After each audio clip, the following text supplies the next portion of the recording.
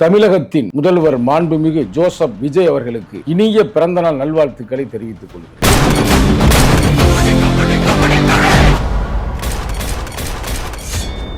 நான் கவிதை எழுதியிருப்பது என்னவென்றால், எனக்கு அவருடைய அணுகுமுறைகள், அவருடைய அரசியல் கொள்கை கோட்பாடு எனக்கு பிடித்திருக்கிறது. அம்பேத்கரை போல போட்டு சுட்டு மட்டும் மாட்டாமல் அவரின் கோட்பாட்டுக்கு களமாடும் காவலனை, ஜனநாயகன் என்ற படத்தில் மட்டும் நடிக்காமல் ஜனநாயகம் வெல்ல நாள்தோறும் நாடும் நண்பனை, ஊழலற்ற உன்னத ஆட்சியை உருவாக்கும் இந்திய அரசியல் அசோகரின் உண்மையான வாரிசு. அதுல எடுத்ததுமே நான் புரட்சியாளர் அம்பேத்கரை போல சும்மா கோட்டு சூட்டு மாட்டல, சும்மா கோட்டை மாட்டிக்கிட்டு அவர் ஸ்டைல உட்காரல, அவர் கோட்பாட்டோடு களமாடுறாருல. அந்த படத்துல நான் பார்க்கல, அது லீக் ஆன பிறகு சொல்றேன். ஆனா இன்ட்ரோடக்ஷன் சீன்லயே அம்பேத்கருடைய ஜனநாயகம் அப்படின்ற புத்தகத்தை தூக்கி பிடிச்சாலும் இன்ட்ரோடக்ஷனே பண்றாங்கன்றாரு. சட்டமன்றத்தில் பேசும்போது அங்க பாருங்க, அனைவருமே வாழ்த்து தெரிவிக்கிறாங்க, பிறந்த நாள் வாழ்த்துக்கள். எங்க தலைவர் கொஞ்ச நேரத்தில் ட்வீட் பண்ணிடுவாரு. சூப்பர் ஸ்டார் ரஜினிகாந்தை நாங்கள் சந்தித்து இருக்கிறோம், கமலஹாசன் அவர்களை சந்தித்து இருக்கிறோம், துபாயில் இருக்கும்போது நடிகர் அஜித்தை கூட சந்தித்து இருக்கிறேன். ஆனால் விஜய் அவர்களை சந்தித்தது இல்லை. ஒரு இஸ்லாமியரோ ஒரு கிறிஸ்துவரோ எந்த காலத்திலும் தமிழ்நாட்டில் மட்டுமல்ல இந்தியாவிலேயே பிரதமராக முடியாது, எந்த இதுலயும் ஆக முடியாதுன்னு புரட்சி அம்பேத்கரே சொல்றாரு. 125 அடியில அம்பேத்கருடைய சிலை இருக்குங்க. அதை பார்த்து பெருமைப்பட்டான், அதை நம்ம கேள்விப்பட்டோம். அடுத்து அங்கிருந்து வேற ஒரு விஷயமா விஜயவாடா போனா, விஜயவாடால இருக்குங்க பெரிய சிலை 200 அடிக்கு மேல.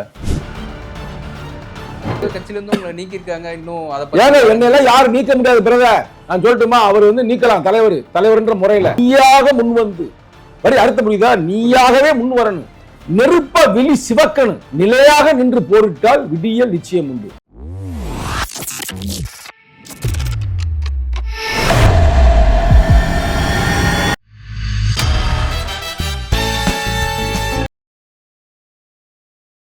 நேயர்கள் அனைவருக்கும் வணக்கம். இன்னைக்கு முதலமைச்சர் விஜய் அவர்களுடைய பிறந்தநாள். எங்கள் சேனல் சார்பாக அவருக்கு எங்களுடைய மனமார்ந்த பிறந்தநாள் வாழ்த்துக்களை தெரிவித்துக் கொள்கிறோம். இன்னைக்கு நம்ம கூட இன்டர்வியூல திரு சங்கத்தமிழன் இருக்காரு. சார் வணக்கம். சார் வணக்கம் சார். இன்னைக்கு முதலமைச்சர் விஜய் அவர்களுடைய பிறந்தநாள். அதை முன்னிட்டு உங்க ஃபேஸ்புக்லேயே நீங்க ஒரு பதிவு போட்டிருந்தீங்க, ஒரு கவிதை மாதிரி போட்டிருந்தீங்க. இந்த கவிதை எதுக்கு, அதாவது ஒருவேளை நீங்க இப்போ உங்க கட்சியிலேருந்து உங்களை இடைநீக்கம் பண்ணியிருக்காங்க, தாவேக்கால இணையறதுக்காக இந்த மாதிரி ஒரு கவிதையை இப்போ போட்டிருக்கீங்களா அப்படின்ற ஒரு சந்தேகம் இருக்கு. அந்த கவிதையை நான் படிக்கிறத விட நீங்களே சொன்னீங்கன்னா நல்லா இருக்கும்னு தோணும் சார். முதலில் உங்கள் தொலைக்காட்சியின் மூலமாக, உங்கள் யூடியூப்பின் மூலமாக இன்று 52 வயதை முடித்து 53வது வயதை எட்டி பிடிக்கும் தமிழகத்தின் முதல்வர் மாண்புமிகு ஜோசப் விஜய் அவர்களுக்கு இனிய பிறந்தநாள் நல்வாழ்த்துக்களை தெரிவித்துக் கொள்கிறேன். சரிங்களா? இப்போ நீங்கள் கேட்ட கேள்விக்கு முதல்ல பதில் சொல்கிறேன், அப்புறம் படிக்கிறேன். நீங்கள் இப்போ இடைநீக்கம் செய்யப்பட்டிருக்கிற விடுதலை சிறுத்தையில், அதனால் இந்த கவிதையை போட்டு நீங்கள் சேர போகிறீங்களா அப்படின்னு கேட்குறீங்க. பார்த்தீங்களா? போய் சேருவதற்கு கவிதை தேவையில்லை. அவர்கிட்ட போய் சேரணும்னா கவிதை பாட தேவையில்லை. நான் ஒன்றும் கவிஞன் அல்ல, நான் ஒரு கட்சியோடைய மாநில இளைஞரணி செயலாளர். அந்த கட்சியின் கொள்கை கோட்பாடுகளை உள்வாங்கி களமாடக்கூடிய ஒரு சில நபர்களில் நானும் ஒருவன். சரிங்களா? கொள்கை கோட்பாடோடு எல்லாரும் இருக்கலாம், 2ஆம் கட்ட தலைவர்களாக பல பேர் இருக்கலாம். ஆனால் கொள்கை கோட்பாடோடு களமாடுபவர்கள் ஒரு சில பேருங்க. தலைவரே பதிவு செய்திருக்கிறார், நீ எடுத்து பார்த்தீங்கன்னா தெரியும். என்னுடைய எக்ஸ் பக்கத்திலே நான் போட்டிருப்பேன். அமைப்பாய் திருவள்ளுவர் என்ற புத்தகத்தை நான் எழுதியிருக்கிறேன். படித்த ஒரு சில நபர்களில் சங்கத்தமிழனும் ஒருவர், அதில் முக்கியமானவர், முன்னவர் அப்படின்ற மாதிரி பேசியிருப்பார். அதனால் கொள்கையோடு களமாடக்கூடியவன் தான் சங்கத்தமிழன். அதனால பாட்டு பாடி தான் அங்கே போய் சேரணும்னு தேவையில்லை, கவிதை பாடி தான் போய் சேரணும்னு தேவையில்லை. போக வேண்டும் என்றால் நாளைக்கே எனது நண்பர்கள் அங்கே இருக்கிறாங்க, ஆதவ் அர்ஜுனாவோ அல்லது நம்ம கல்வி அமைச்சர் ராஜ்மோகனோ இன்னும் சில பேர் இருக்கிறாங்க, தொடர்பு கொண்டு ஈஸியாக நம்ம போய் ஜாயின் பண்ணிடலாம். அது ஒரு பெரிய விஷயம் இல்லை. ஆனால் நான் கவிதை எழுதியிருப்பது என்னவென்றால், எனக்கு அவருடைய அணுகுமுறைகள், அவருடைய அரசியல் கொள்கை கோட்பாடு எனக்கு பிடித்திருக்கிறது. இதற்கு முன்னால் நான் பிறந்தநாள் கொண்டாடிய பழைய முதல்வர், முன்னாள் முதல்வர் யாருக்கு, ஸ்டாலினுக்கு நான் வாழ்த்து தெரிவித்திருக்கிறேன். அதே உதயநிதி ஸ்டாலின் பிறந்த நாளுக்கு நான் வாழ்த்து தெரிவித்திருக்கிறேன். அதே நேரத்தில் ஆரம்ப காலகட்டத்தில் டாக்டர் கலைஞர் மு கருணாநிதி ஐயாவுக்கும் வாழ்த்து தெரிவித்திருக்கிறோம், ஜெல்வி ஜெயலலிதா அம்மையாருக்கும் வாழ்த்து தெரிவித்திருக்கிறோம். எம்ஜிஆருக்கு நம்ம தெரிவிக்கல, அப்போ கல்லூரியில் படிச்சுக்கிறோம் தான், அதனால் நமக்கு பழக்கம் இல்லை. நம்ம அரசியலுக்கு வந்த பிறகு நாம் இவர்கள் அனைவருக்குமே வாழ்த்துக்களை தெரிவித்திருக்கிறோம். சில பேரும் நேரடியாக சென்று கூட வாழ்த்துக்களை தெரிவித்திருக்கிறோம். அது நல்லக்கண்ணு ஐயாவுக்கு நேரடியாக அங்கேயே போய் இருப்போம். ஏன் பிறந்த நாளுக்கு நாம் போய் வாழ்த்து பெறுகின்ற ஒரே தலைவர், ஒப்பற்ற தலைவர் நல்லக்கண்ணு ஐயா அவர்கள் தான். அதற்கு பிறகுதான் என் தலைவரிடமே நான் போய் வாழ்த்து வாங்குவேன். இந்த ஆண்டு கூட கடந்த 19/5 என்னுடைய பிறந்த நாள் 2026. நான் வந்து எங்க தலைவரையும் பார்க்கல. ஏன் பார்க்கலன்னா, நான் நல்லக்கண்ணு ஐயா இல்லை. அவரை போய் பார்த்துருந்து அவர் காலில் விழுந்துட்டு நான் எங்க தலைவருக்கு போய் நான் சால்வை போட்டு நான் வாழ்த்துக்களை பெற்றிருப்பேன். அதனால ஒரு கோயிலுக்கு போயிட்டேன்னு வச்சுக்கலாம், எனக்கு பிடித்த சில கோயில்களுக்கு சென்று விட்டேன். அது வேற பிரச்சனை. இப்ப பிறந்த நாள்ல நான் என்ன கவிதை போட்டேன், அந்த கவிதையை இப்ப நான் படிக்கிறேன். நீங்க சொன்னதுக்காக நானே உங்களுக்கு படிச்சு காட்டுறேன். நீ அந்த கவிதையை பார்த்து விட்டு உங்களுடைய கருத்துக்களை நீங்க சொல்லுங்க. ரைட்டா? கொஞ்ச நேரத்தில் போட்டிருக்கோம், வைரலாக போய்கிட்டு இருக்கு. சரிங்களா? இப்போதான் போட்டிருக்கிறோம், 1 hour கூட ஆகலை. அதில் வந்து 500 பேருக்கு மேலே பார்த்துட்டாங்க. Okay sir. நல்லா வைரலாக போகுதுன்னு வச்சுங்களேன். நல்லா இருந்தால் வைரலாக எல்லாரும் ரசிப்பாங்க. சரிங்களா? கவிதை சொல்றேன் கேளுங்க, உங்களை நீல ரசிச்சிருவீங்க பாருங்க. கவிதையை பாடின பிறகு, அம்பேத்கரை போல கோட்டு சுட்டு மட்டும் மாட்டாமல் அவரின் கோட்பாட்டுக்கு களமாடும் காவலனே, ஜனநாயகன் என்ற படத்தில் மட்டும் நடிக்காமல் ஜனநாயகம் வெல்ல நாள்தோறும் நாடும் நண்பனே, திருமங்கலம் திமுக திருட்டு தீய செயலை திருப்பி அடித்த திருமாவின் திருப்பாச்சியே. திருப்பி சொல்றேன் அந்த கவிதை, அந்த வரியை மட்டும். திருமங்கலம் திமுக திருட்டு தீய செயலை திருப்பி அடித்த திருமாவின் திருப்பாச்சியே, சாதி மத அரசியல், சாதி மத தேர்தல் அரசியலை தில்லாக தீர்த்து கட்டி தீய சக்தி எதிர்க்கும் கிள்ளியே, ஊழலற்ற உன்னத ஆட்சியை உருவாக்கும் இந்திய அரசியல் அசோகரின் உண்மையான வாரிசு, ஊழலற்ற உன்னத ஆட்சியை உருவாக்கும் இந்திய அரசியல் அசோகரின் உண்மை வாரிசு, புரட்சிகர அரசியலை தமிழகத்தில் தலைநிமிரச் செய்த தாய் நாட்டின் மாஸ்டர், உனக்கு எமது பிறந்த நாள் நல்வாழ்த்துக்கள் சங்கத்தமிழன் அப்படின்னு போட்டிருக்கிறேன். Okay sir. கவிதை எப்படி இருக்கு? கவிதை வந்து ரொம்ப சூப்பரா இருக்கு. ஆனா எல்லாமே அவரோட சினிமா பட பேராவே இருக்கு சார். லைனா சூப்பர், நல்ல கேள்வி. உண்மையிலேயே உங்களை நான் பாராட்டுகிறேன். நான் உண்மையிலேயே நான் வந்து ரஜினி ரசிகர். அது எந்த மாற்றுக்கிறது. சூப்பர் ஸ்டார் ரஜினிகாந்த் அவருடைய ரசிகர். நான் ரஜினிகாந்த் அவர்களை கூட நேரடியாகவே 2-3 முறை சந்தித்திருக்கிறேன். ஆனா நான் இவரை சந்தித்ததே இல்லை இதுவரைக்கும். ஒரு 5 ஆண்டுகளுக்கு முன்னால் கவிஞர், 5 ஆண்டுல 10 ஆண்டு கூட இருக்கும், 10 ஆண்டு இருக்கு. எப்ப இந்த படம் வந்து புலி உரும்புது புலி உரும்புது பாட்டு வரும்ல, அது என்ன படம்? அது 9 வருஷம் இருக்கும் சார். என்ன படம்? புலி உரும்புது புலி உரும்புது, வேட்டைக்காரன். வேட்டைக்காரன் திரைப்படத்துல அவர்தான் எழுதியிருப்பார் இந்த பாட்டை. சிறப்பான பாடல். அந்த பாட்டு எழுதியிருக்காக கவிஞர் கபிலன் அவர்களுக்கு அவர் பாராட்டு தெரிவித்திருப்பார். அவர் என்னை சந்திக்கும் பொழுது வாங்க நம்ம போய் அவரை சந்திப்போம் அப்படின்னாரு. ஆனால் அது சந்திக்க முடியாத ஒரு சூழ்நிலை அந்த காலகட்டத்தில் அமைந்து விட்டது. ஆனால் சூப்பர் ஸ்டார் ரஜினிகாந்தை நாங்கள் சந்தித்திருக்கிறோம், கமலஹாசன் அவர்களை சந்தித்திருக்கிறோம், துபாயில் இருக்கும்போது நடிகர் அஜித்தை கூட சந்தித்திருக்கிறேன். ஆனால் விஜய் அவர்களை சந்தித்தது இல்லை. ஆனால் இந்த கவிதை நம்ம போடுறோம்னா அதுல சில படங்களின் பேர் நான் சொன்னேன். காவலன், நண்பன், திருப்பாச்சி, கில்லி, வாரிசு, மாஸ்டர். இந்த 6 படமே நான் மொத்தத்திலே பார்த்திருக்கிறேன். அவர் படமே. அது போக காதலுக்கு மரியாதை பார்த்திருக்கிறேன். உங்களுக்கு புரியுதா? உங்களுக்கு அவருடைய படங்கள்ல நான் பார்த்த படங்களே, அந்த படங்களை வச்சுதான் நான் கவிதை எழுதிக்கிறேன் உயிர் ஓட்டமாக. சும்மா ஏதோ எல்லா படத்தையும் போட்டு வச்சு கவிதை நான் எழுதல. நான் பார்த்த படம் ஒரு படம், எந்தெந்த படம், எத்தனையோ படம் வந்திருக்கலாம். தியேட்டர்ல போய் பார்க்கணும், சும்மா வீட்டுல போய் பார்த்தது இல்லை. நான் துபாயில இருக்கும்போது பார்த்த படம் தான் நண்பன்.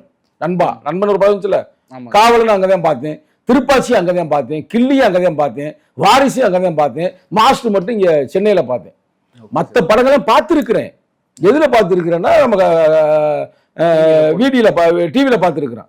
இந்த படம் தியேட்டர்ல போய் ரசித்த படங்கள். இதோட சேர்த்து காதலுக்கு மரியாதை. அப்ப அதை வச்சுதான் நம்ம அந்த கவிதை எழுதியிருக்கோமே தவிர சும்மா ஒரு கவிதை எழுத வேண்டும் என்பதற்காக அவருடைய படங்களை சேர்க்கவில்லை. நான் பார்த்த படங்களை நான் எழுதியிருக்கிறேன். அதுல வந்து எடுத்ததுமே நான் வந்து புரட்சியாளர் அம்பேத்கரை போல சும்மா கோட் சூட்டு மாட்டல, சும்மா கோட்டை மாட்டிக்கிட்டு அவர் ஸ்டைல வந்து உட்காரல, அவர் கோட்பாட்டோடு களமாடுறாருல்ல. புரட்சியாளர் அம்பேத்கர் அவர்கள் நிறைய பேருக்கு தெரியாது, அவர்கள் கட்சிக்காரர்களுக்கும் தெரியாது, எங்க கட்சிக்காரர்களுக்கும் தெரியாது. நான் சொல்றேன்ல, அம்பேத்கர் புத்தகத்தை தெளிவாக படித்த முறையில் சொல்றேன்ல. அம்பேத்கர் என்ன சொல்றாரு, நான் இடஒதுக்கீடு வந்து கல்வியில வாங்கி கொடுத்துட்டேன், வேலையில வாங்கி கொடுத்துட்டேன், ஆனா அமைச்சரவையில வாங்கி தரல. இப்ப எம்எல்ஏ நிக்கிறாங்க ரிசர்வ் தொகுதி, அது கூட நான் வாங்கி கொடுத்துட்டேன். ஆனா இவர்கள்லாம் வெற்றி பெற்ற பிறகு இவங்களுக்கு ஒரு தலைமையில ஒரு அமைச்சரா இருந்தாதான் அந்த மக்களுக்கான செயலை செய்ய முடியும். இப்ப எடுத்துக்காட்டுக்கு எங்க அமைச்சர் இருக்கிறாரு, அதாவது ஆதி திராவிட நலத்துறை அமைச்சர். அவர் இருக்கிறனால கரெக்டாக செயல்படுறாருல. ஏன்னா அவருக்கு சேரி மக்களுடைய வழி தெரியும், சேரியில் பிறந்தவர். அப்ப அதற்கான தீர்வை அவரை எடுக்க முடியும். இதைத்தான் அம்பேத்கர் அந்த காலத்தில் சொல்றாரு.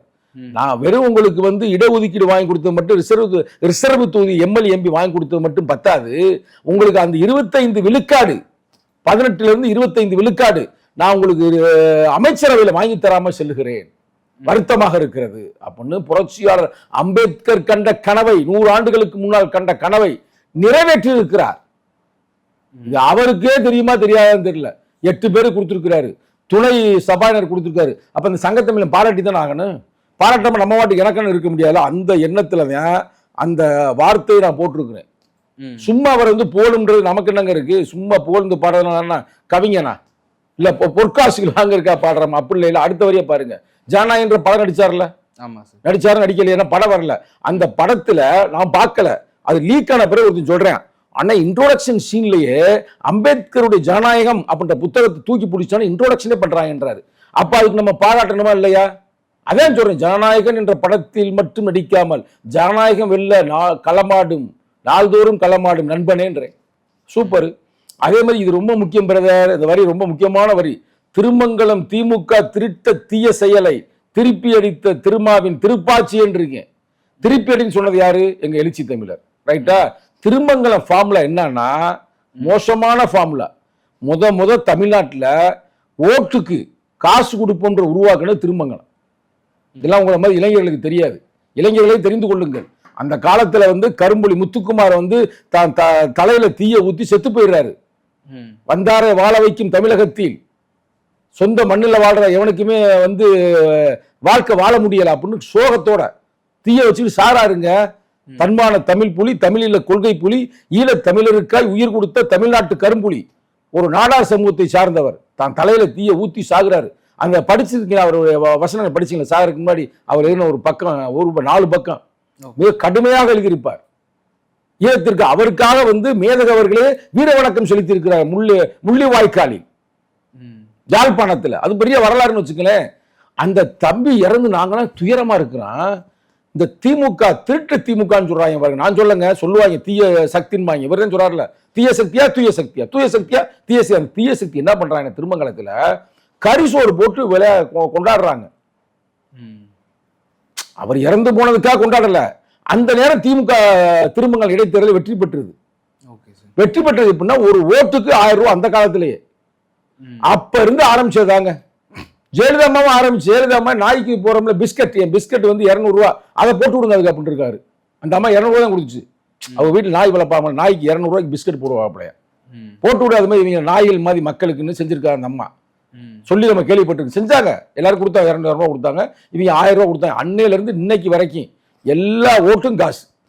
4000 5000 இதெல்லாம் கேட்கும்போது நான் தனிப்பட்ட முறையில் நான் ஃபீல் பண்ணேன். எங்க தலைவரே ஃபீல் பண்ணார்ல. அதுதான் திருப்பி அடிச்ச திருப்பாச்சி, திருமாவின் திருப்பாச்சின்னு ஏன் அந்த வரியை போட்டிருக்கிறேன்? சும்மா அவரை போட வேண்டும் என்பது எனது நோக்கம் அல்ல. அதுல உண்மையை மக்களுக்கு சொல்லணும்ல. இதே தப்பு செஞ்சாலும் நான் தவறு எதிர்த்து நான் கேள்வி கேட்பேன். அடுத்த வரியை பாருங்க. ஏதோ சும்மா நம்ம ஏதோ நீ என்னமோ நக்கல் பண்ற மாதிரி நீ கேள்வி கேட்டது எனக்கு மன உளைச்சல் அளிக்கும். திருமங்கலம் சார், ஒரு நிமிஷம், ரொம்ப வேர்த்து இருக்கேன் சார் உங்களுக்கு. ஏசி போட்டுமே வேர்த்து இல்லைங்க. நான் இவ்வளவு ஆத்மார்த்தமா ஒரு கவிதை நான் எழுதி நான் போட்டிருக்கேன்னா, சினிமா படத்தை பார்த்த படத்தை வச்சு போட்டிருக்கேன்னா, நீங்க என்னமோ அவரோட கட்சியில போய் சேர்றதுக்காக நீங்க வந்து போட்டிருக்கின்றது என்னை கொச்சைப்படுத்துவதுமே இல்லையா? அதனால விளக்கம் கொடுத்துருக்கேன். அந்த கோபத்துல எனக்கு வந்து டென்ஷன் ஆகுது. அதனால நான் வந்து உங்களுக்கு எனக்கு அப்படியே அடுத்த வரைய பாருங்க. சாதி மத தேர்தல் அரசியலை தில்லாக தீர்த்து கட்டிய தீய சக்தி எதிர்க்கும் கில்லியே. கில்லி படம் பாத்தீங்களா? பார்க்கல. கில்லி பயங்கரமா இருக்கு. அங்க ஏறக்குறைய சாதி பிரச்சனை மாதிரி இருக்கு.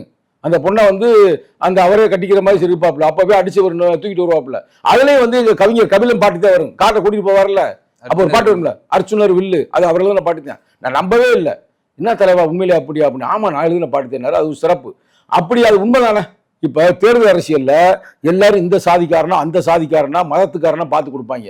இவர் எங்கேயுமே அப்படி கொடுக்கலையே. ஆமா, சாதி மதத்தையே பார்க்கலையே. பல பேரை வந்து பொது தொகுதியில வந்து தலித்து நிப்பாட்டி இருக்கிறார்ல. அதுக்கு எடுத்துக்காட்டு விஜயகாந்தியோடைய மகன், பிரேமலதாவுடைய அன்பு மகன், அவர் விருதுநகர்ல தோக்குறாருல. அவர் ஜெயிச்சவர் யாரு? செந்தில். அவரு தலித்து தானே. வரலாறு தானே பிரதர். அதனால அதை எழுதுறேன். அடுத்து பாருங்க, ஊழலற்ற உன்னத ஆட்சியை உருவாக்கும் இந்திய அரசியல் அசோகரின் உண்மை வாரிசு. இந்தியாவில் எல்லா பழைய ஊழல் தான் பண்ணாங்க. இந்தியா சுதந்திர இந்தியாவில் முதல் ஊழலே இருக்குது, முதல் கொலை இருக்குது. முதல் கொலை தான் கோட்ஸே, மகாத்மா காந்தியை கொண்டது. அதே மாதிரி முதல் ஊழல் ஏதோ ஒரு பிராமணன் தான் பண்ணியிருப்பாப்ல. முதல் ஊழலே ராணுவ தளவாளங்கள் வாங்குவதில் அதுல ஊழல். கோபாலகிருஷ்ணன் ஏதோ ஒரு பேரு, கோபாலகிருஷ்ணன் ஐயரா ஏதோ ஒரு பேரு. இப்படி வந்து முதல் ஊழலும் பண்ணது இவங்க தான், முதல் கொலையும் பண்ணது இந்த இந்தியா நடந்திருக்கு. ஆனா அசோக மாமன்னன் காலத்துல தான் ஊழல் செய்தால் தலை வெட்டிடுவாங்க. எப்படி இந்த இஸ்லாம் கண்ட்ரிலாம் இருக்கு பார்த்தீங்களா, அது மாதிரி அதுதான் வரியை போட்டிருக்கிறேன். இப்போ நான் ஊழலற்ற ஆட்சி உருவாக்குறேன்றாருல, பிடபிள்யூ கான்ட்ராக்ட் யாரும் காசு வாங்க கூடாதுன்றாருல, அப்போ நம்ம பாராட்டணுமா இல்லையா? அதுக்காக அந்த வரியை போட்டிருக்கேன். அது மட்டுமல்லாமல் அடுத்து என்ன போறேன், புரட்சிகர அரசியலை தமிழகத்தில் தலைநிமிர செய்த தாய் நாட்டின் மாஸ்டர். ஏன் வரியை சொல்றேன்னா, தமிழ்நாட்டை பொறுத்த வரைக்கும் இன்னைக்கு வந்து ஊழல் வந்து அப்படியே பயங்கரமா இருக்குது. எங்க பார்த்தாலும் இருக்கா இல்லையா? எது செஞ்சாலும் ஒரு சாதி சர்டிஃபிகேட் வாங்கினா காசு கேட்குறாங்க, வருமான வரி சர்டிஃபிகேட் வாங்கணும்னா காசு கேட்குறாங்க. அப்போ இந்த சூழ்நிலையில் இவர் வந்து என்ன சொல்றாரு, பிடபிள்யூ கான்ட்ராக்ட் அதே உச்ச அதிகாரத்தில் ஊழல் வாங்குறது அதையே வாங்கக்கூடாதுன்னு சொல்றாருன்னா, அப்போ நீங்க பாருங்க அந்த காசை தாங்க அவங்க கலெக்ட் பண்ணுவாங்க. நான் ஒரு கான்ட்ராக்ட்னால சொல்றேன், 20%, 30%, 50% வாங்குவாங்க. வாங்கி யார்கிட்ட கொடுப்பாங்க, முதல்வருடைய குடும்பத்துக்கு கொடுத்துருவாங்க. அவங்க பத்திரமா வச்சிருப்பாங்க. தேர்தல் வர்றப்ப காசை போய் மக்களுக்கு கொடுப்பாங்க. அப்ப மக்களையும் வந்து ஒரு குற்றவாளி ஆக்கிடுவாங்க. அப்ப அந்த காசை பூரா வாங்கிக்கிட்டு என்ன பண்ணுவாங்க, ஒழுங்கா ஓட்டா போடுவாங்க அந்த மக்கள். ஆரம்பத்தில் பூரா என்ன பண்ணாங்க, காசு நிறைய கொடுத்தாரோ அவனை ஓட்டா போட்டாங்க. ஆனா இந்த விஜய் வரவுக்கு பிறகுதான் இங்க 5000 ரூபாயா கொடு, இங்க 3000 ரூபாயா கொடு, வீட்டுல பத்திரமா வச்சுக்கிட்டு விஜய் தம்பி குத்துறா ஓட்ட குத்துனாங்களா குத்துலையா? அப்ப அந்த அளவுக்கு ஒரு தலைமுறையை உருவாக்கி இருக்கிறார். அப்ப நம்ம போலும் தானே சொல்ல வேண்டும், பேச வேண்டும். இது உண்மையா பொய்யா? இன்னைக்கு எங்க தலைவர் கூட கூட்டணியில் போய் சேர்ந்திருக்கிறார்ல, இன்னும் கூட்டணியில் சேரல, ஆதரவு கொடுத்துருக்கிறார்ல. நிச்சயமா கூட்டணி கொடுத்துருவாருன்னு வச்சுங்களேன், ஒன்றும் பிரச்சனை இல்லை. ஆனா இப்பெல்லாம் செய்யறாருன்னா என்ன காரணம்? அவருடைய ஆட்சியை பார்க்கிறாரு, நம்மளும் பார்க்கிறோம்ல. முறையான ஒரு ஆட்சி நடந்து கொண்டு இருக்குல்ல, அங்கொன்று இங்கொன்றுமா கொலை நடக்குது. ஆனா நிச்சயமாக அதை கண்ட்ரோலை கொண்டாந்துருவாரு. எனக்கு என்னமோ டவுட் எப்படின்னா, இன்னமும் வந்து பழைய ஆட்சியாளர்கள் அந்த ரவுடிகள்லாம் செயல்பட்டு கொண்டிருக்கிறார்கள். அது இப்போ வந்து மைக்ரோ மேனேஜ்மெண்ட் லெவலில் இப்போ கண்டுபிடித்து குற்றவாளிகளை தண்டித்து விடுவார். அதில் மாற்று கருத்து இல்லை. அப்ப இப்படிப்பட்டவர் ஒரு பிறந்த நாளை கொண்டாடும் பொழுது அந்த பிறந்த நாள் வாழ்த்துக்கள் தெரிவிப்பது தமிழருடைய பண்பாடு, தமிழருடைய கலாச்சாரம். நான் ஒரு கட்சியோடைய ஒரு பொறுப்பாளர் இருந்து இப்போ இடைநீக்கம் தான் 3 மாசம், அது 1 மாசத்தோட இப்போ சரியாகிடலாம். அப்ப நம்ம ஒரு வாழ்த்து போட்டுத்தான் ஆகணும், போடாமல் இருக்க முடியாதுல்ல. அது மட்டுமல்லாமல் இன்னைக்கு வந்து அவர் சட்டமன்றத்தில் பேசுறாரு. சட்டமன்றத்தில் பேசும்போது அங்க பாருங்க, அனைவருமே வாழ்த்து தெரிவிக்கிறாங்க, பிறந்த நாள் வாழ்த்துக்கள். எங்க தலைவர் கொஞ்ச நேரத்தில் ட்வீட் பண்ணிடுவாரு, நாங்க ஏற்கனவே எங்க அமைச்சர் அங்க இருக்காரு இல்லைங்க, சரி அமைச்சர் இருக்கிறா அதை விடுங்க, எங்க தலைவர் ட்வீட் போடுறாரு போடலாம் அதை விடுங்க, போறாரு அது வேற பிரச்சனை. நான் வந்து ஒரு ஜனநாயக ரீதியான ஒரு அரசியலை எதிர்பார்க்கிறேன். நான் அம்பேத்கருடைய உண்மையான சீடர், அது சொல்றதுக்கு நான் பெருமைப்படுறேன். அப்ப அம்பேத்கர் என்ன சொன்னாரு, தலித்துகளுக்கு அதிகாரம் வழங்கப்பட வேண்டும், அதிகாரத்தை கொடுக்கிறாருல. இப்ப ராஜ்மோகன் யாரு, அவர் ஒரு தலித் அறிஞர், அவர் கொடுத்திருக்கிறாரு. அது உயர்கல்வித்துறை அமைச்சர் யாரு, அவர் ஒரு தலித் கொடுத்திருக்கிறாருல்ல. சும்மா சாதாரண சும்மா ஆதித்ராவிட நலத்துறை தான் கொடுப்பாங்க போன பீரியட்ல. மேக்சிமம் கொடுத்தா 3 அமைச்சர் கொடுப்பாங்க, 3 அமைச்சர் டம்மி அமைச்சரா கொடுப்பாங்க. இப்ப எங்க அமைச்சர் டெய்லி வர்றாருல, டெய்லி பேசுறாருல. அப்புறம் இதெல்லாம் வந்து ஒரு நல்ல அரசியல். இந்த அரசியலை வந்து நம்ம தமிழ்நாடு மட்டுமல்ல இந்தியா முழுக்க கொண்டு போகணும், அதே நம்ம ஆசை. இப்ப எங்க தலைவருடைய கையும் அவர் கையும் இணைந்து இருக்கிறது, அதோடு சேர்ந்து ராகுல் கையும் இணைந்து இருக்கிறது. ஆகையால் தமிழ்நாட்டில் நடக்கின்ற இந்த அரசியலை இந்தியா முழுக்க கொண்டு செல்ல வேண்டும். கொண்டு செல்வதற்கு நாம் இப்படிப்பட்ட தலைவர்களை நாம் பாராட்ட வேண்டும். நான் பாராட்டுறேன், நான் ஒரு ஆள் இல்லை, என்னை சார்ந்தவர்கள் பல பேர் இருக்கிறாங்க. அப்ப அவர்களும் பாராட்டுறாங்களே. சங்கத்தமிழ் இவ்வளவு பெரிய கவிதை போடுறாருன்னா என்ன அர்த்தம், எழுதி போடுறாருன்னா என்ன அர்த்தம்? அப்ப அவருடைய செயல்பாடுகள், அரசியல் நுணுக்கங்கள், நுட்பங்கள் இவருக்கு பிடித்திருக்கிறது. இன்னும் பல விஷயங்கள் இருக்கு, நான் உங்களுக்கு சொல்றேன் கேட்டுக்க. 2 நாளைக்கு முன்னாடி நான் இதுக்கு போனேன், ஹைதராபாத் போனேன். ஹைதராபாத் போயிருந்தேன் பிரதர். போயிட்டு அப்படியே எங்க போனா, ஆந்திரா போனோம். ஆந்திரா ஹைதராபாத் பிரிச்சுட்டாங்கல்ல, அங்க தெலுங்கானா, இது வந்து ஆந்திரா. அங்க ஹைதராபாத்ல போனா 125 அடியில அம்பேத்கருடைய சிலை இருக்குங்க. அதை பார்த்து பெருமைப்பட்டேன், அதை நம்ம கேள்விப்பட்டோம். அடுத்து அங்கிருந்து வேற ஒரு விஷயமா விஜயவாடா போனா, விஜயவாடாவில் இருக்குங்க பெரிய சிலை 200 அடிக்கு மேல. இது இருக்கு ஃபேஸ்புக்கில், அதை எடுத்து போடுங்க, கட் பண்ணி பயன்படுத்தி கொள்ளுங்க. நாங்கள் போய் அதுக்கு முன்னாடி நான் பேசுகிறேன், அவ்வளோ பெரிய சிலைங்க நடு மத்தியில். நான் நினச்சி ஏதாவது ஒரு ஓரத்தில் வச்சுருப்பாங்க நினச்சேங்க. அதேமாதிரி அமராவதினு ஒரு இடத்துக்கு போகிறேங்க. அமராவதியில் புத்தர் சிலை இருக்குங்க பயங்கரமாக. இங்கே நீ எங்கேயாவது பெரிய புத்தர் சிலை பார்த்துருக்குறீங்களா? இல்லை. மானங்கட்டவங்க இல்லையா அவங்க? திமுகவும் அதிமுகவும் திராவிட மாடர்ன் இந்த தலித்து மக்களையும் தமிழக மக்களையும் ஏமாத்திருக்காங்கல்ல. எங்கேயாவது இருக்காங்க? யோசித்து பாருங்க. அப்போ கிடையாது. அதேமாதிரி அம்பேத்கர் சிலை வச்சா அவங்களே முடிச்சு விட்ருவாங்க. இவனே யாராச்சும் உளவுத்துறை ஆளை கிளப்பி விட்டு அவன் கிரைண்டரை வச்சு தலையை வெட்டுவாங்க. அங்கே மதுரையில் அப்படி தான் வெட்டினாங்க. அண்ணா ஏர்போர்ட்டுக்கு முன்னாடி, ஏர்போர்ட்டுக்கு முன்னாடியே பிரதர் சிலையை கிரைண்டரை வச்சு வெட்டினா. இது வரைக்கும் என்னத்தை நான் கெட்ட வார்த்தை கூட பேசிடுவேன் பிரதர். மானம் கட்ட இன்னும் கண்டுபிடிக்கல குற்றவாளியை, இதுவரையும் கண்டுபிடிக்கல பிரதர். 10 வருஷம் ஆச்சு. எந்த பீரியட் நடந்துச்சு தெரியுங்களா? போன ஜெயலலிதா பீரியட் நடந்துச்சு. ஜெயலலிதா பீரியட் முடிஞ்சு, எடப்பாடி பீரியட் முடிஞ்சு, ஸ்டாலின் பீரியட் முடிஞ்சு, இவர் பீரியட் வந்துருச்சு. இதுவரையும் கண்டுபிடிக்கல. அந்த இடத்துல நாங்கள் தான் செலவு வைக்கிறோம். எங்கள் கட்சி தான் செலவு வைக்கிது. அங்கேருந்து அவரோட இப்போ இறந்து போயிட்டார் ஒரு பெரிய போராளி. அவர் தான் முன் முயற்சியில் வந்து அந்த சிலையை அங்கே உருவாக்குறாரு. எங்கள் தலைவர் தான் போய் திறந்து வைக்கிறாரு. முன்னாள் முதல்வர் போய் திறந்து வைக்கிறார். நானும் போயிருந்தேன் அந்த நிகழ்வுக்கு. அது ஒரு பெரிய வரலாறு. ஆனால் தமிழ்நாட்டில் எங்கேயாவது அது மாதிரி 125 அடிக்கு இருக்கா? 200 அடிக்கு இருக்குதா? மகாராஷ்டிராவில் 500 அடிக்கு இப்போ உருவாக்குறாங்க சிலை.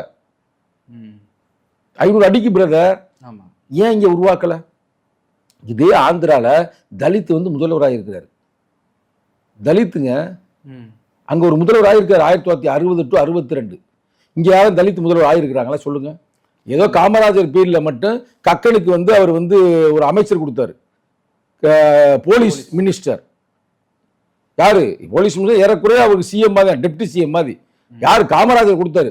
அதுக்கு அடுத்து யாராவது கருணாநிதியோ எம்ஜிஆரோ இல்ல ஜெயலலிதாவோ இல்ல ஸ்டாலினோ கொடுத்துருக்காங்களா?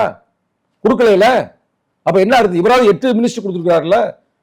சாதி வெறி பிடித்தவர்களுங்க நான் சொல்றேங்க ஓப்பனாவே.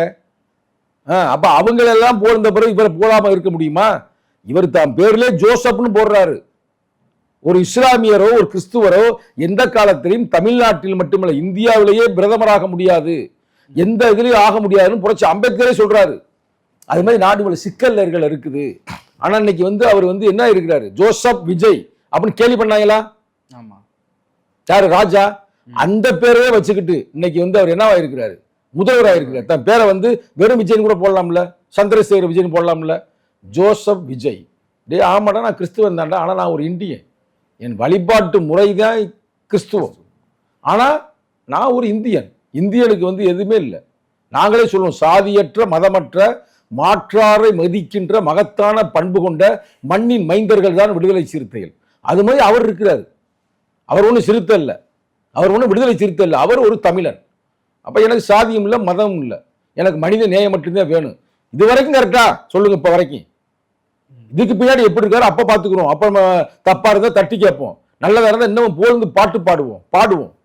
ஆனா இப்படி கேட்டுட்டீங்களே கேள்வி கடைசியா, ஏங்க அவர் கட்சிக்கு போறதுக்கு தான் பாட்டு போட்டீங்கன்னு கேட்ட மாதிரி உங்க கட்சியில இருந்து உங்களை நீக்கி இருக்காங்க. இன்னும் ஏங்க என்னெல்லாம் யாரும் நீக்க முடியாது பிரதர். நான் சொல்லட்டுமா? அவர் வந்து நீக்கலாம், தலைவர்ன்ற முறையில. அது பல பேர் நெருக்கடினால அவர் நீக்கி இருக்கிறாரு. சரிங்களா? கட்சியில வந்து நம்ம அவ்வளவுக்கு உழைப்பை நம்ம செலுத்தி இருக்கிறோம், உண்மையை செலுத்தி இருக்கிறோம், நேர்மையை செலுத்தி இருக்கிறோம். அவரே இப்ப எவ்வளவு மனசு நொந்து போயிருக்காருன்னு தெரியல. என்னை நீக்கி விட்டுட்டு நிம்மதியாவா இருப்பாரு? அவர் தெரியாத வரலாறு. எந்த காலம் நீக்க முடியாது. அவர் நீக்கலாம், அவருக்கு அந்த தலைவர்ன்ற முறையில. ஆனா நாங்க நீக்கினா நாங்க ஒத்துக்கிட்டா தானே. நான் சிறுத்தையா தானே பேசி இருக்கிறேன். ஏன்னா எனக்கு என்ன வேற கட்சிக்கு போக தெரியாதா? பாட்டு பாடி தான் போகணுமா? தேசிய கட்சிக்கும் போகலாம், மாநில கட்சிக்கும் போகலாம், வாய்ப்பு இல்லாமலாம் இல்ல. எல்லா கட்சியிலையும் பேசுறதுக்கு பேச்சாளர்கள் தேவை, களப்பணியாளர்கள் தேவை. நம்ம உயிரையே பணைய வைத்து களப்பணி செய்ய எப்பயும் தயாராக இருக்கிறோம். அனைவரும் ரெட் கார்பெட் போட்டு அழைக்கிறார்கள், அழைக்காமலாம் இல்ல. என்னங்க இப்படி இடைநீக்கம் செய்து இருக்கிறார்கள், வருகிறீர்களா என்று. நான் வந்து பிறவி சிறுத்தைங்க. இந்த விடுதலை சிறுத்தையில் உருவான இடம் மதுரை மாவட்டம் மேலூர்ல பிறந்தவன் சங்க தமிழன். நீ வேணா தலைவர்கிட்ட கேளுங்க, இதுல கமெண்ட்ஸ் எழுதுவாங்க, உள்ள வந்து எழுத சொல்லுங்க. விடுதலை சிறுத்தையுடைய தாய் இடம், தாய் மண் எதுனா மதுரை மாவட்டம் மேலூர். அதை சார்ந்தவர்கள் தான் நாங்க எந்த பலனும் அடையல. இந்த கட்சினால எந்த வகையான பலனும் எங்களுக்கு கிடைக்கவில்லை. தொடர்ந்து எங்களுடைய உழைப்பு செலுத்தி இருக்கிறோம், எங்கள் பொருளாதாரத்தை செலுத்தி இருக்கிறோம். அதனால வந்து அவர் வந்து ஒரு நெருக்கடி, பல பேர் நெருக்கடிகளை அவருக்கு கொடுத்திருக்கிறாங்க. அப்போ ஒரு தலைவர் என்ற முறையில் அவர் நடவடிக்கை எடுத்திருக்கிறார். அதை தலை சாய்ந்து நம்ம ஏற்றுக்கொள்கிறோம். ரைட்டா? சரி, தலைவர் நம்மள நடவடிக்கை எடுத்திருக்கிறாரு, அப்ப நம்ம அமைதியாக இருப்போம். 3 மாசம் ஒரு பிரச்சனை இல்லை அப்படின்னா அப்படி ஓடி போயிடும். அதுக்காக 3 மாசம் வாயை மூடி கிடக்க முடியாது. ஏன்னா இவர் தான் நடத்தினார் மாநாடு. யார் வாய் மூடி கிடந்தாலும் நாங்கள் வாய் மூடி கிடக்க மாட்டோம். அடக்குமுறை, ஆதிக்கம், சுரண்டல் எங்க வந்தாலும் தட்டி கேட்போம். அப்ப நான் விடுதலை சிறுத்தையோட எழுச்சி தமிழ் தம்பியா இருந்துகிட்டு ஒரு நடவடிக்கை எடுத்தாருக்கா ஒரு பாயை போட்டு தூங்க சொல்றீங்களா? சாகரப்ப தூங்கிக்கிடுவோம். இப்பெல்லாம் தூங்க முடியாது, தொடர்ந்து பேசிக்கொண்டே இருப்போம். அதுக்கு அம்பேத்கரே சொன்னார், ஊமைகளின் தலைவன் நான், ஒடுக்கப்பட்டவர்களின் தலைவன் நான். யாரெல்லாம் வாய் பேச முடியாமல் இருக்கிறார்களோ, கண்ணு தெரியாமல் இருக்கிறார்களோ, காது கேட்காமல் இருக்கிறார்களோ அவர்களுக்காக நான் பேசிக்கொண்டே இருப்பேன்.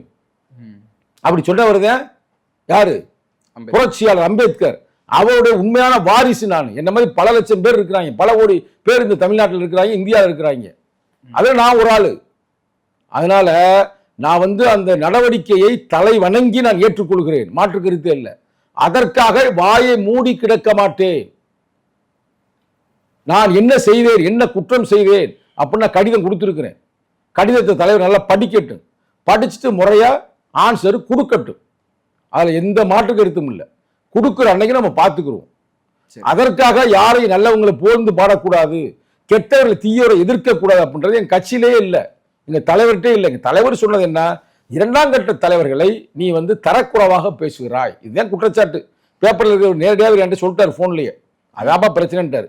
சரி ரைட், அண்ணன் சொல்லிட்டாருன்னா ஓகே, அண்ணன் உங்கள்கிட்ட நான் மன்னிப்பு கேட்க தயார். அவங்க நம்ம கேட்க முடியாது. ஏன் அவங்கள்ட்ட கேட்க முடியாதுன்னா அவங்க என்ன தப்பு செஞ்சான்றது எங்களுக்கு தெரியும், அவங்க மனசாட்சியும் தெரியும். நீங்க ஒரு தலைவர், ஓகே தலைவர் சொல்லி நம்ம ஏற்றுக்கிறோம். அப்புறம் பேசி முடிச்சாச்சு, பஞ்சாயத்தை முடிச்சாச்சு, ரைட்டா? நீ பஞ்சாயத்தை அவங்க கிளப்பினா கிளப்பிட்டு போறாங்க, அதனால ஒன்றும் பிரச்சனை இல்லை. எதையும் சந்திக்க நம்ம தயாராக இருக்கிறோம். எதையும் எதிர்கொள் இரு விழிப்பாய், அந்த இமயம் போல் தடை வரினும் எகிரிப்பாய் அப்படின்ற கோட்பாடு உள்ளவர்கள் நம்ம. நீயாக முன்வந்து நெருப்பாக வெளி சிவந்து நிலையாக நின்று போரிட்டால் விடுதலை நிச்சயம் உண்டு. எப்படி கருத்து புரியுதா? நானா போறேன், நீயாக முன்வந்து. நான் தான் என்னை தூக்கி விடல மாட்டாங்க, இல்ல அவர் போராடலாம் சொல்ல மாட்டாரு. நீயாக முன்வந்து நெருப்பாக வெளி சிவந்து நிலையாக நின்று போரிட்டால் விடியல் நிச்சயம் உண்டு. அதனால இவர் சொல்லி அவர் சொல்லி இவங்க என்ன நினைக்கிறாங்கன்னா, தலைவர் சொல்லிக்க சங்கத்தமிழன் பேசுறேன், இதாங்க மெயின் குற்றச்சாட்டு, வேற ஒண்ணும் இல்லை. திமுக காரனா அதான் சொல்லி இருக்கிறேன், இந்த 2ஆம் கட்ட தலைவர் இதான் சொல்லியிருக்கேன். ஆனா நான் என்ன சொன்னா, சிக்கலா பிறகு திமுக சரியா வரைஞ்சு தலித்து மக்களுக்கு இல்ல, நான் சொன்ன 2ஆம் கட்ட தலைவர் சரியா இருந்தாங்களா? நான் தலைவர் சொல்லல, நான் பேசலைங்க. நான் தான் இப்போ ஓப்பன் டிக்ளேர் பண்றேன்லங்க. நான் பேசின என் சுய அறிவு, சுய சிந்தனை. அவர் பல்கலைக்கழகத்தில் படிக்கிற சிலபஸ், அதைத்தான் நம்ம பேசிக்கிறோம். அதான் திருப்பி சொல்ற, நீயாக முன்வந்து வரி அடுத்த புரியுதா? நீயாகவே முன் வரணும், நெருப்ப வெளி சிவக்கணும், நிலையாக நின்று போரிட்டால் விடியல் நிச்சயம் உண்டு. அதனால ஒன்றும் பிரச்சனை இல்லை. இது மாதிரி நல்ல ஒரு செஞ்சாருன்னா விஜய்க்கு இன்னும் 1000 கவிதைகள் நான் பாடுவேன். ஓகே, இப்போ நீங்க சொன்னீங்க, அதாவது உங்க தலைவர் சொல்லிதான் நீங்க பேசுறீங்கன்னு நினைச்சுதான் அவங்க உங்க மேல குற்றச்சாட்டு வச்சிருக்காங்கன்னு. அது இல்லைன்றத காமிக்கிறதுக்காக தான் தலைவர் இந்த இடைக்கால கரெக்டா பாயிண்ட். இதுதாங்க பாயிண்ட். இப்ப தலைவர் சொல்லி பேசியிருந்தா தலைவர் எப்படி என்ன நடவடிக்கை எடுப்பார்? நான் பேசிடுவேன்ல, நீங்க சொல்லி கொடுத்தா நான் பேசினேன் அப்படின்னு கேட்டுருவேன்ல. இப்பயாவது திரிங்கப்பா, தெரிஞ்சுக்கிட்டு போய் தலைவர்கிட்ட பேசி சரி பண்ணி விடுங்க. அவர் மனசு நொந்து, என் மனசு நொந்து, தேவையில்லாத வேலை இல்லை, தேவையில்லாத ஒரு பிரச்சனை தானே. தலைவர் ஒரு வருத்தத்துல தான் இருப்பாருங்க. தலைவர் ரொம்ப ஃபீல் பண்ணுவாருங்க, எனக்கு தெரியுங்க நல்லா. பாரு நம்ம மேல பழிய சுமத்துறாங்க அப்படின்னு. பாரு நான் இல்லை, பாரு வெளியேற்றிட்டு உங்க ஆசை தானப்பா, வெளியேற்றியாச்சுப்பா, இனியாவது ஒழுங்கா இருங்கப்பா. இப்ப ஆணுசான வருஷம் பேசக்கூடாது நினைக்கிறேன். இப்ப என்னை இடைநீக்கம் செய்து 10-14 லட்சம். நீ ஏன் தலைவர் இன்னும் பார்க்கல? ஏங்க பார்க்கல? இதுவே நம்ம பேசினது தப்பு. நீ அவ்வளவு பெரிய ஆளா? அடுத்த கேள்வி நம்ம வைக்கிறோம். அடுத்து நம்ம சொல்லாடல, நம்ம ஸ்டைல் நம்ம பேசுறோம். உண்மையிலே நான் கேட்கிறேன், விளையாட்டு கேட்கல. நீ தானப்பா சொன்ன தலைவர்கிட்ட போய், தலைவரை ஓப்பன் டிக்ளரேஷன் பண்றாருல, அவர் சொல்லி தான் நான் நீக்கினேன்னு. அவர் தலைவரா நீக்கலையில, அப்ப அவர் சொல்லி நீக்கியாச்சுல, நான் வந்துட்டேன்ல. எனக்கு ஒன்றும் பிரச்சனை இல்லை. கட்சி தான் எனக்கு ஒன்றும் பிளாட்ஃபார்ம் இல்லை. எனக்கு கட்சி தான் பிளாட்ஃபார்ம்ல. திருப்பி சொல்றேங்க, நான் மக்களுக்காக போராடுறவனுக்கு எந்த பிளாட்ஃபார்மும் தேவையில்லை. மக்களுடைய பிரச்சனை தான் எனக்கு பிளாட்ஃபார்ம். அங்கிருந்து நான் பேசிக்கிறேன். உங்களை மாதிரி ஆட்களுக்கெல்லாம் கட்சி தான் உங்களுக்கு புகலிடம். நான் அவரை சொல்ல மொத்தத்தில் சொல்றேன். கட்சியில இருந்தா உங்களை ₹1 மதிக்க மாட்டேன். இப்ப இடைநீக்கம் பண்ணிட்டாங்கல்ல, அத்தனை தோழர்கள் என்று தொடர்பாக இருக்கிறாங்க. அத்தனை இப்ப பேசியிருக்க கூட 2-3 மாவட்ட செயலர் போன் வந்துச்சு, நான் எடுக்கல. அப்புறம் ஏன்னா உண்மை என்றும் வெற்றி பெறும். உண்மை அணுகுண்டை விட வலிமையானது. அமைதியா இருக்கலாம், என்னைக்கு வேணுமாலும் வெடிக்கலாம். அணுகுண்டு வெடிச்சா என்ன ஆகும்? என்ன ஆகும் பிரதர்? எல்லாமே அழிஞ்சிரும். அப்புறம் அதெல்லாம் ரொம்ப நான் எச்சரிக்கலை, அன்பா உங்கள்ட்ட கோரிக்கை வைக்கிறேன். தலைவர்கிட்ட போய் பேசி இதான் நடந்தது உண்மை அப்படின்னு அவங்கள்ட்ட உண்மையை பேசி சரி பண்ண நீங்க முயற்சிங்க. நான் இனி போய் பார்க்க மாட்டேன். நான் தெளிவா அவருக்கு போய் சந்திச்சுட்டேன். தெளிவா 4 பக்க கடிதம் கொடுத்துட்டேன். இனி நான் காத்திருப்பேன். எப்படி அம்பேத்கர் எழுதிப்பாரு வெயிட்டிங் ஃபார் விசா, அது மாதிரி வெயிட்டிங் ஃபார் திருமாவளவன். அவ்வளவுதான். உங்க நேரத்துக்கும் கருத்துக்கும் நன்றி சார். நன்றி, வணக்கம்.